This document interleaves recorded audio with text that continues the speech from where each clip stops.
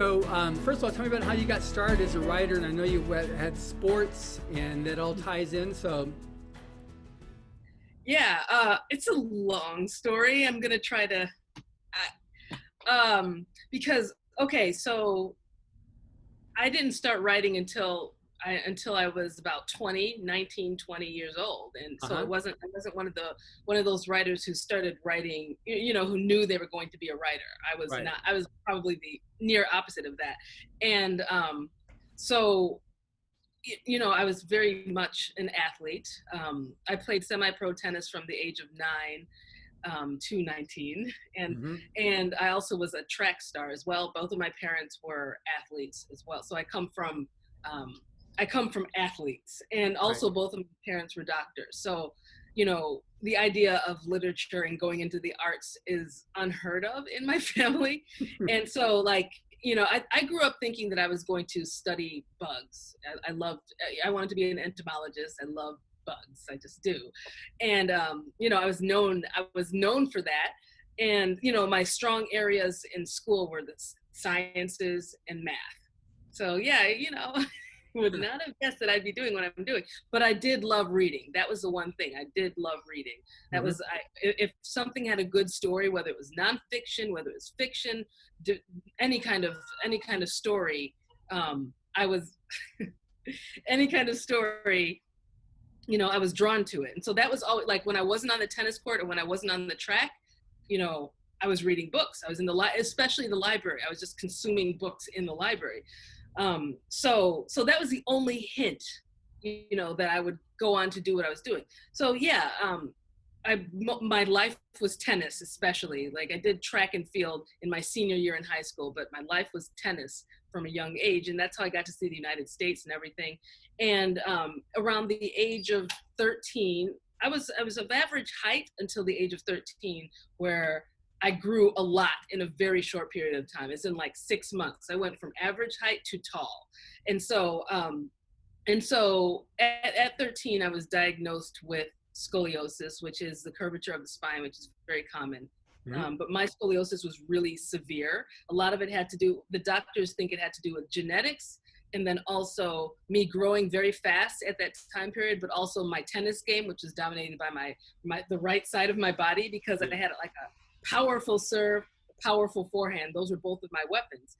And so as the years progressed, it got progressively worse very quickly, and really like severe. Like, my curvature was very severe.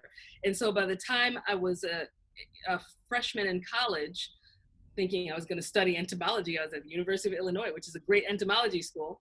They did an x-ray and they were like, look, if you don't, and I was on the tennis team as well, if you don't have surgery to straighten out your spine, you are going to be crippled by the time you're 25, and you're going to have a significantly shorter life because all your organs are going to be compressed by gravity, because my spine was like in an S, and the gravity was just going to bring it down.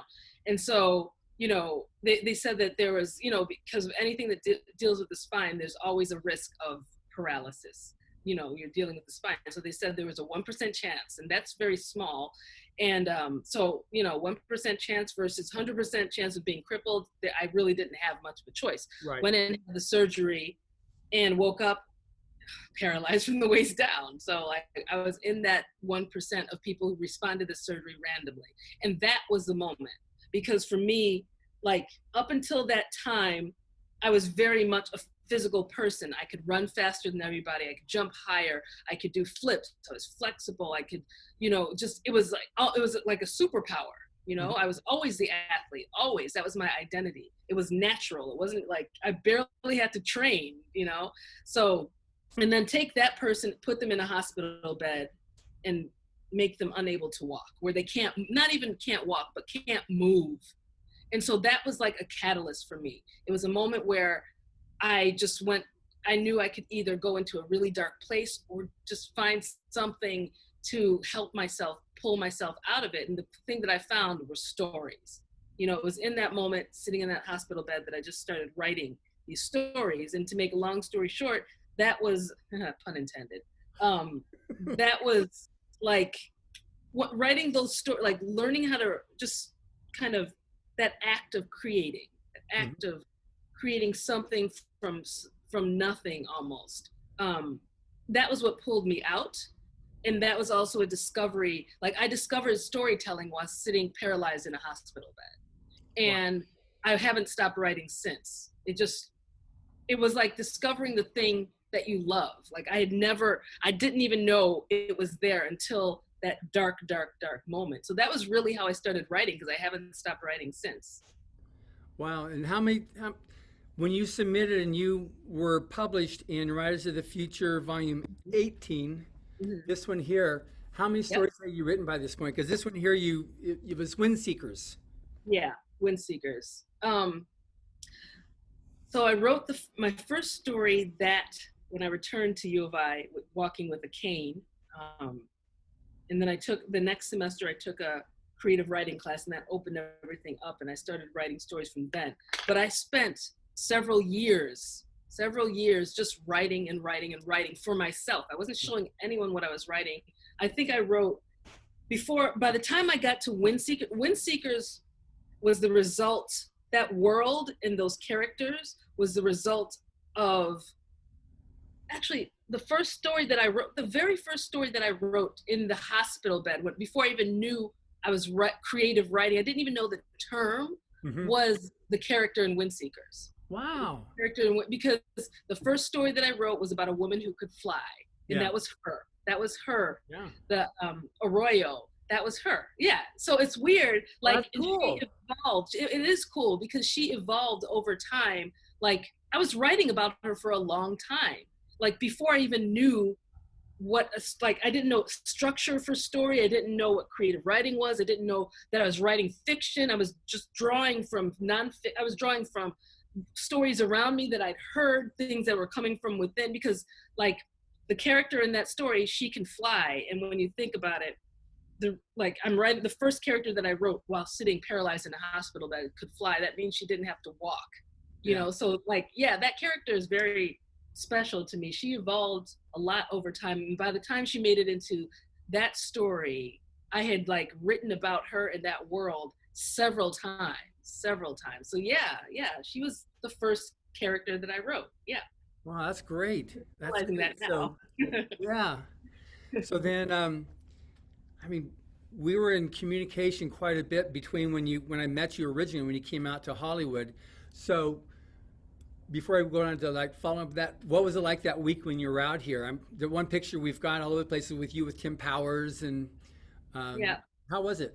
That was an interesting time. That time period was pivotal for me because there were two things. There was Writers of the Future, and then it's so interesting. I'm putting it all together now.